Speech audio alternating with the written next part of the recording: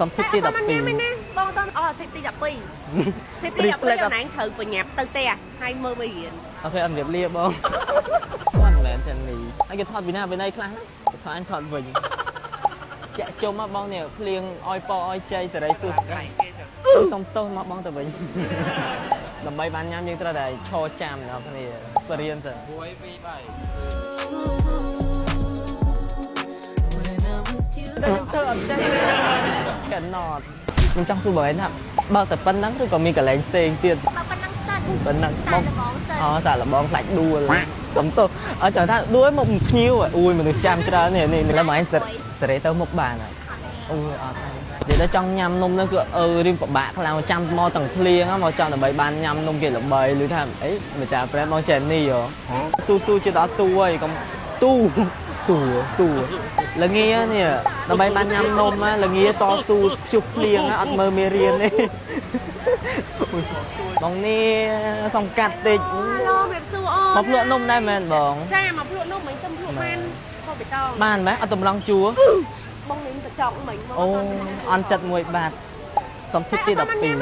បងតអស់ទី12ទី12ដល់ណាត្រូវបញ្ញាប់ទៅទេហើយមើលវារៀនអូខេអត់រៀបលាបងចិត្តបានញ៉ាំឲ្យស៊ូមានគេទៅយូរហើយនេះគាត់សុំសញ្ញេមកសុំកន្លែងនេះចេះតែសេខ្វិយកហ្នឹងណាបងសញ្ញេខ្ញុំហ្នឹងអរគុណបងជូនពររីចម្រើនខ្ញុំយកនំខ្ញុំសិនបងអានេះមកឆាមែនចាបងមាន3រសជាតិហ្នឹងអីខ្លះបងមកឆាសូកូឡាហើយមួយទៀតអីគេនូតេឡាណាមែនសូកូឡាមែនទេបងតែវារសជាតិសូកូឡាអត់ដល់បងអាហ្នឹងបងខ្ញុំមែនមែនទេបងអប់ឲ្យមកបងបានហើយប្រញាប់ញ៉ាំអរគុណច្រើនបង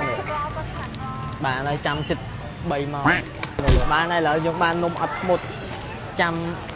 ណាមិនដឹងបាននាទីដល់ថាពីមេឃភ្លឺដល់មេឃងឹតទៅបានញ៉ាំឈ្ងុយមែនអានេះសូកូឡាអឺមិនសូកូឡាហ្នឹងគេហៅអីនេះគឺគ្រាន់អូយអានេះលយគ្រាន់ក្នុង3ដូចគេនេះអាហ្នឹងឆ្ងាញ់មែនតើសាឆ្ងាញ់ដាក់ទៅវាស្រទន់ហ្មងចង់សួរបងឯងថាគេចាប់ផ្ដើមបើក fish ថ្ងៃណាគេហ្នឹង